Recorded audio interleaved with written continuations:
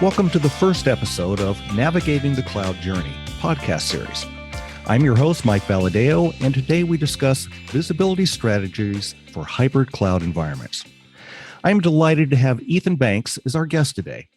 Ethan architected networks for more than 20 years before he co-founded Packet Pushers Interactive LLC. Today, he's a renowned author, blogger, and an industry consultant.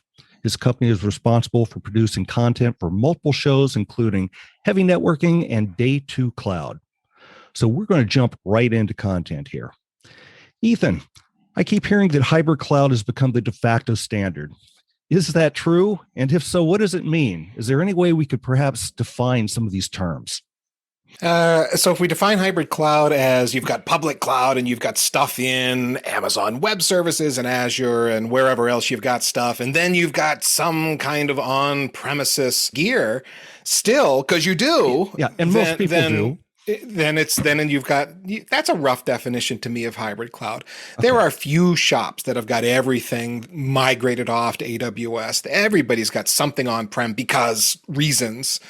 Now, I guess we could argue, Mike, about whether or not if you have a cloudy on-premises infrastructure that is self-service and API-driven infrastructure as code, whether or not that qualifies. Because a lot of times people that are doing on-prem stuff, it's kind of their legacy environment.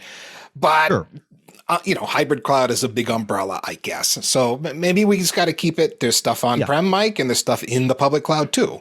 That's correct. And in fact, you could even talk about multi-cloud, because sometimes somebody will have a combination of multiple cloud environments and even maybe a private cloud as well. So for our conversation, let's keep it broad, okay? Okay. So would you agree that it tends to be a de facto standard, and why? It's a de facto standard because that's what businesses need. Okay, I'm going to qualify that. That's what businesses need, or sometimes that's what businesses have. Shadow IT has driven a lot of public cloud adoption, of course, where we're not entirely past the shadow IT thing, but I think a lot of shops have done their best to bring the public cloud presences that they have into their standard governance. I'm going to quote you here. You had said at one time that the cloud is something that happens when IT is doing other things. Is that true? Of course, that's the tagline for the Day 2 Day 2 Cloud podcast. And that's the joke, right? Shadow IT has created all kinds of cloud adoption. And I think that because of that, though, we're aware of that's an issue, and companies and businesses have done their best to bring that all in-house, get it under standard governance. And yet we can't just pick up everything we've got in our data centers and move it to cloud. And there's a lot of reasons for that. Some applications do not do well in cloud, or some companies have tried this where there's a lift and shift approach. They pick it up. It was a VM, let's say, running on VMware, and they move it to an Amazon EC2 instance. And it's really expensive to pick it up and move it and drop it into an EC2 instance that got oversized, because you got to have it be a big instance, right? You never know how much RAM or CPU you're going to need. And so you size it really big. You pay dearly for it. The business gets the bill. Wow, we shouldn't have done that. And then they end up maybe repatriating that workload. And so businesses are getting smarter about this now, where, all right, we know you can't just pick it up and move it. That's not the right approach for a lot of applications. So they're in a situation of, I'm going to keep it in-house because eventually I'm going to replace it with something else. What's the point of moving it to cloud? And so they've got on-prem for that reason. Or they're in a project where they're going to refactor that application. Let's say they're going to turn it into something that can work well in a cloud native environment, but that is time consuming and potentially expensive to make that happen. And so that app's not moved to cloud today. It might be in a year or 3, but not today. And so this hybrid cloud environment is just here for very practical reasons. Great. And the fact is, we still have to worry about security. We still have to worry about analytics. Who's responsible for all these things? Who's responsible for this is a difficult question. So on the one hand, you still got operations folks that are thinking about a lot of these things. Security is such a big question. It is complicated. Who do you make responsible for this? When you begin to deploy applications into public cloud, the security model is somewhat different and more nuanced, and maybe just different ways that you go about securing your VPC and your various PaaS services you might be consuming versus what you're used to in-house. So who does that? Is it the person the ops person, let's say, who maybe was responsible for standing that up? Is it some kind of a SecOps team? Is it a governance team? I mean, we could go on about this, Mike, but I don't think the paradigm changes particularly just because we've introduced public cloud into the mix as far as who's responsible for security. I think what changes is just bringing in a whole new environment and a different way of thinking, and making sure that there is a model that as developers consume public cloud, they are fitting into an existing and defined security strategy. The rules have been set up. Ideally, it's been automated for them when those workloads get deployed. I don't know that we see that in reality all that often, but that's ideally what we'd like to see. Exactly, because with a shared environment here and shared, who actually owns these things, it does make it more difficult because one size doesn't fit all for everybody in cloud. And as a result, we've kind of got to navigate the journey ourselves and try to figure out what makes the most sense in which environments. And along that same line, if you're going to be trying to do the security, do the analytics, try to make sure everything works out there, where does visibility really come into all this? Why is that important? Well, so let's define visibility, Mike. So I'm going to take a step back for a second here and say, when you're talking about cloud environments and operating applications in a cloud-like infrastructure, maybe it's running on Kubernetes. Yeah. Observability is the magic word. There's visibility, but then there's observability. And that's, I think, referring to something that's subtly different. So observability, we're higher up the stack. It's a big buzzword, a lot of products that are in the quote unquote observability space, but you're looking at how applications interconnect. You're looking at, say, a microservices architected application where there's a lot of calls going back and forth across the network to fulfill a transaction request that's come through. How is that being done? What does that look like? And you have tools that do distributed tracing, let's say. All right, that's one kind of thing. There's a lot of telemetry that can come out of that world, so you can get a sense of exactly what the app is doing, how the different parts of the application are working together, different tiers if it's that sort of an architected app. But if we get down to visibility, Mike, I think, this is a Gigamon podcast. I think you and I have maybe from a networking perspective, a different thought about what visibility is. We're trying to get down to the packet level. Am I right? Whenever we can, the packets are often your best source of information. However, it could be higher level as well. It could also be things with metadata. So there's lots of different options out here. We're just trying to define what we mean by visibility. And for me, visibility means being able to see what's going on, to be able to get rid of the black holes, if you will, because sometimes things fall into a position that we don't know what's going on.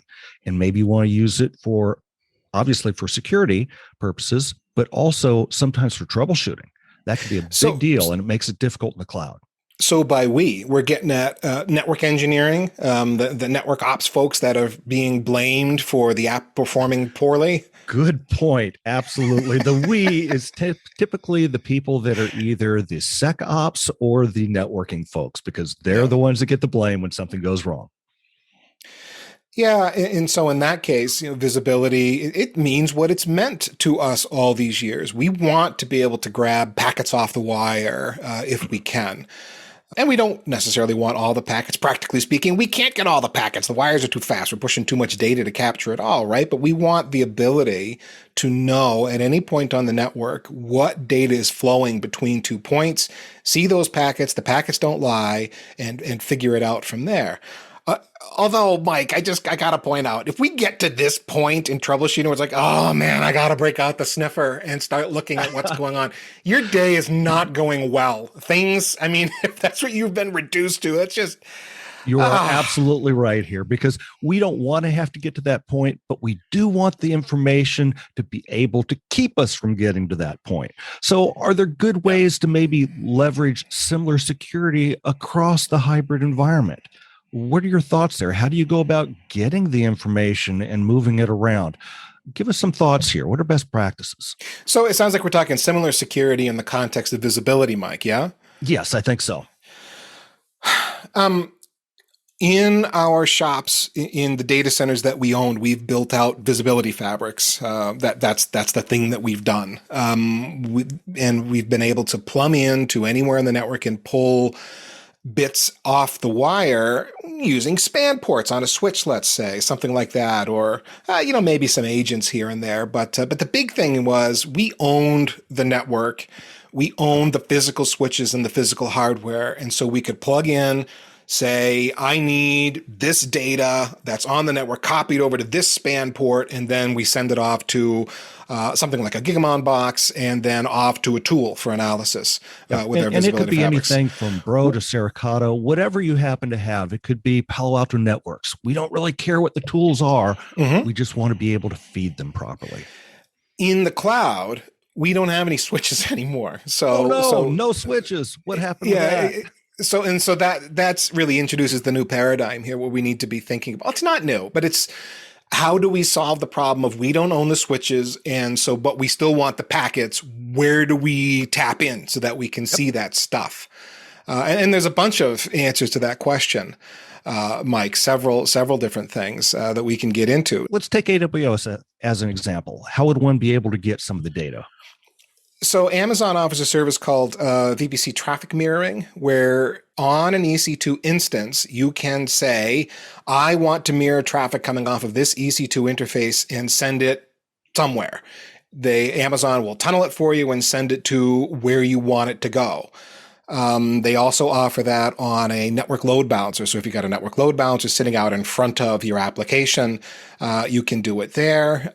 And when you do that, now what you're doing is relying on Amazon as you kick off this service to pull the packets off of the wire. But it's Amazon's wire, encapsulate it for you to tunnel it across your environment and then send it to where it needs to go. What's interesting about this, though, that's different, in our data centers, when we own this ourselves, we never thought about things like egress charges because, we're not paying any extra, but you are in the Amazon environment. So you have to think about where you're shipping this stuff to. Are you shipping these packets using the VPC Traffic Mirroring service offsite or to somewhere in the cloud for processing? If you're shipping it offsite, actually, I got a quote here from some of the Amazon's documentation. They point out that mirrored traffic counts towards instance bandwidth. So if you've got a gig of inbound traffic and a gig of outbound traffic and you're mirroring it, you're going to end up with 3 gig of outbound traffic totally. A gig for the outbound, a gig for the mirrored inbound, and a gig for the mirrored outbound traffic, all told. And you're saying that adds up, huh? That actually costs money? Well, it's kind of one of those obvious, like, oh yeah, wow, okay, I got to really think about this to make sure that what you probably want to do is not be shipping it off site unless it's like an occasional thing that you do once in a great while and you don't mind that occasional egress charge.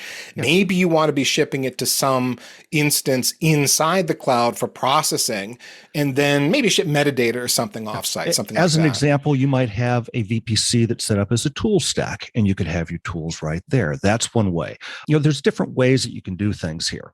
And one of the things, because of the amount of money that it costs to ship the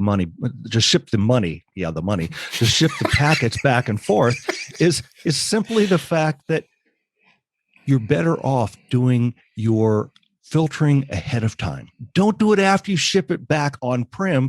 Do the heavy-duty lifting up front in the cloud, because in the cloud, you'd be able to do your filtering and say, for example, I want to maybe do some packet slicing. Maybe I only want certain types of packets. Like you said, don't make it so that 1 + 1 + 1 = 3. Just send what you need to. Be smart about it. Exactly. Which I'm thinking, well, of course everybody does that, but then of course we hear the horror stories about the surprise bills that people get. So maybe not everybody thinks about this, but yeah, that exactly. You want to do that filtering right up front and minimize those fancy charges. And Mike, most of the clouds, as I was digging around, offer something like this Amazon VPC Traffic Mirroring service. Google Cloud has their VPC packet mirroring service they call, which sounds very similar and has some of the same caveats that the Amazon service offers.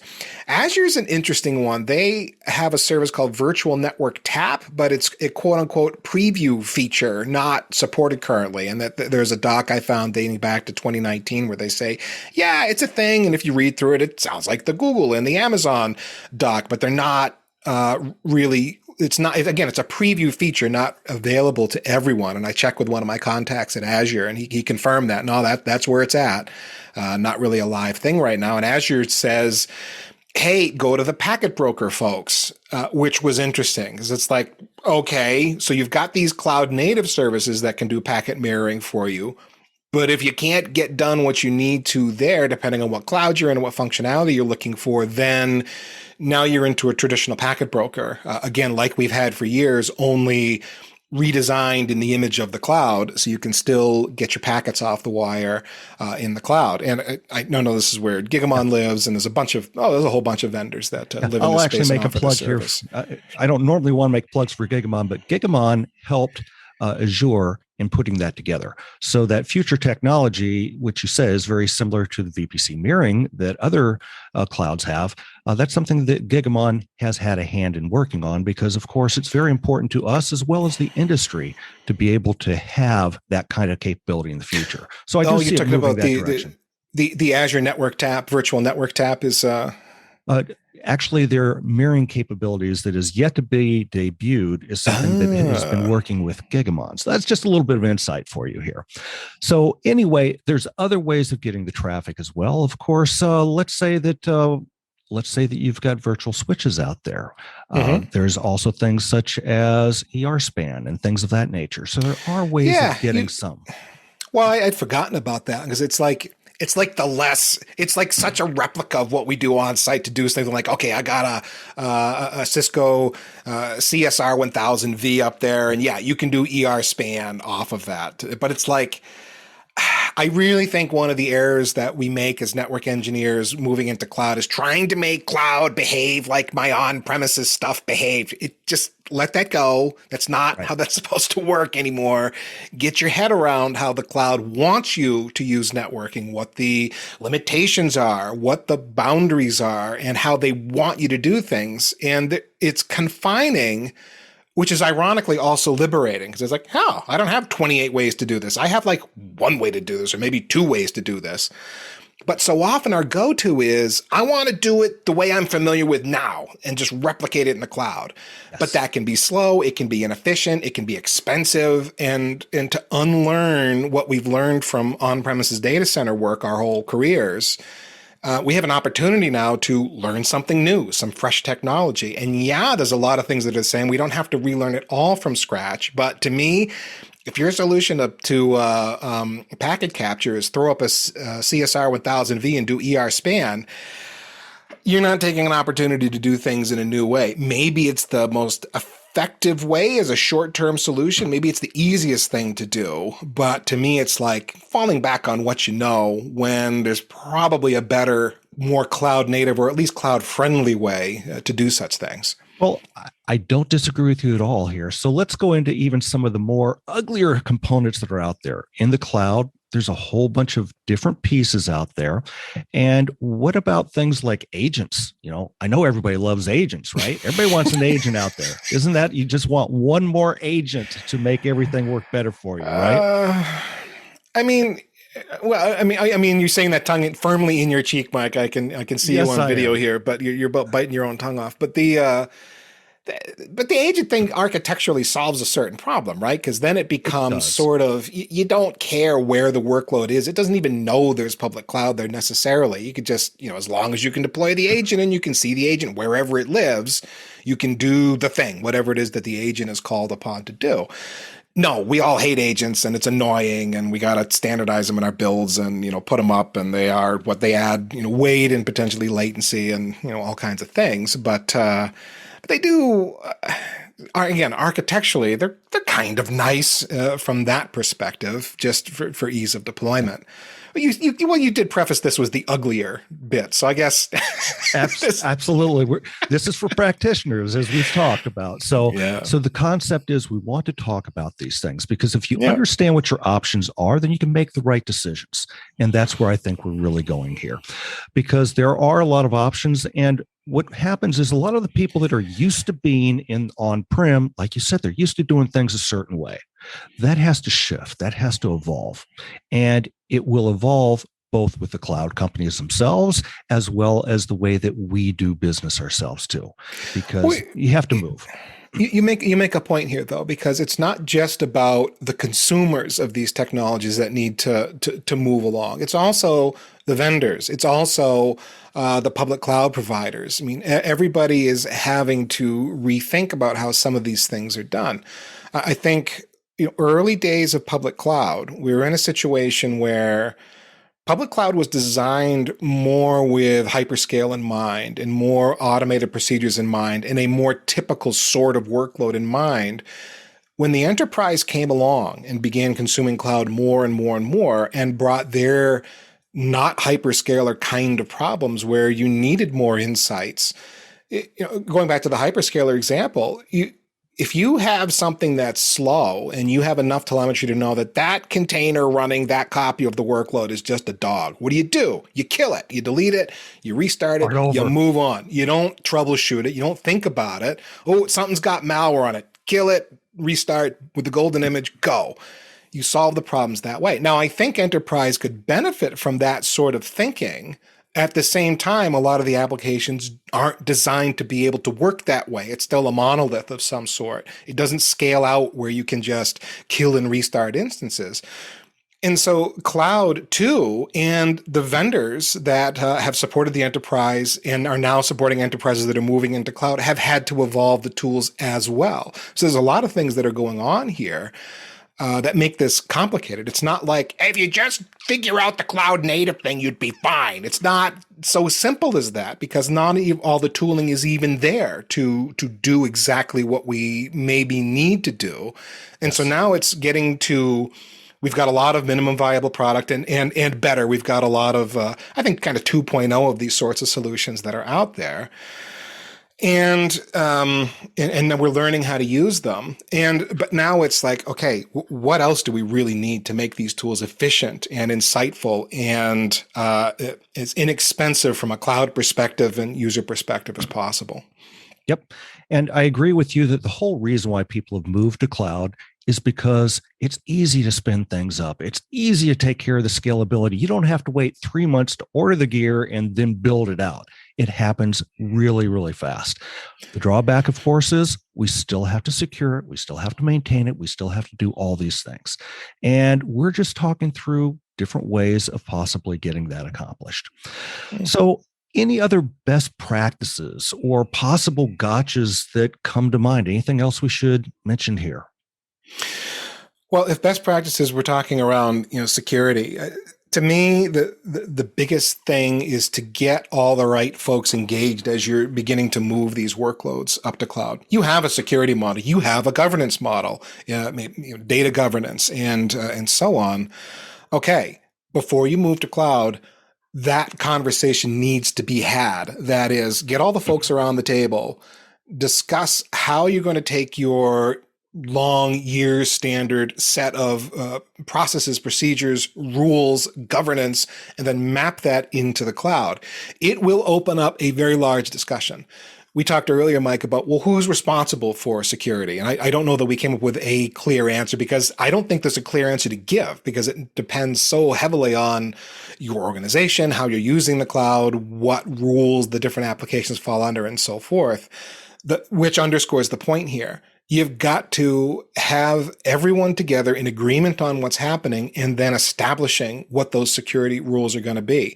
And that's in two tiers. On the one tier, it is kind of the rules, the governance model, what the security models look like. And then on the other, it is who the operators are that are going to bring that security to life. And as I mentioned earlier, ideally in an automated way where you've established this stuff, what these rules are going to look like, what these profiles are going to look like.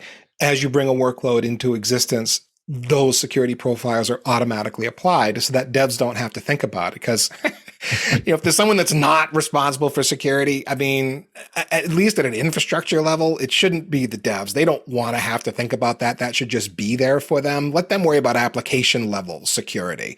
Let the infrastructure be. I'm so happy that you're mentioning this. And the reason why I say that is because what I'm seeing out there in the wild is very often a lot of the people on the cloud teams aren't talking with their traditional networking and SecOps folks. It almost seems to be a throwback to the days when networking people didn't talk to their security people. Well, they finally got so that they're doing the same type things now. Whereas now it almost seems like the one that is off on the side is there's this special team that's dealing with the cloud. And when they do that, they're not always doing all that talking and the communicating that you're talking about. So no, you're almost want to make me get up to my desk and yell, because this is we busted the silos yet? Haven't we figured it out? IT as an organization cannot be aligned along technology silos. It's broken. There's too many dependencies cross technology. You have to build the stack together as a group. This is one of those things that really winds me up, because I see this too, Mike. I see about AWS, so we're going to put you in this corner, and when we need something stood up in Amazon, we're going to send you a ticket, and you're going to stand up the thing. And that poor soul is just there trying to figure out to the best of their knowledge how to do it. And we got all these security issues that today I heard about an unsecured S3 bucket. I mean, how many years have we been hearing about that problem? Can't we get over that yet? It's broken because you can't rely on individuals to just figure it out because they know something about the tech. All of the technology implementations must be guided centrally, and that best happens when everyone that is involved in an IT group work together to figure out what this thing looks like from top to bottom. It's hard to have those conversations. It is a difficult thing to have. You got to learn each other's languages and so on. Cloud adds yet another dimension to our silos. But again, we should not have silos anymore. Cloud is to me, it shouldn't be yet another silo. It should be the thing that brings everyone together around the table. You triggered, Mike. You triggered me. Sorry. Obviously I did. And I apologize for that. But I'm so happy that we talked about that. Hey, Ethan, thank you very much for helping us explore visibility in hybrid cloud environments today. Before I let you go, how can our listeners keep tabs on the activities that you're doing moving forward? There's two places you can keep up with me. I am at packetpushers.net. That's where you will find me co-hosting a number of technology podcasts for engineers. You can also find my personal blog at ethancbanks.com, where I write about tech, share opinion pieces, and so on. And on Twitter, I am at ecbanks. Great. That is a wrap of our first episode. If your folks out there have any questions or comments, please visit the Hybrid Public Cloud Collaboration Group within the Gigamon community, which of course is at community.gigamon.com. Our cloud journey has begun. Hang on and enjoy the ride. Thanks, folks.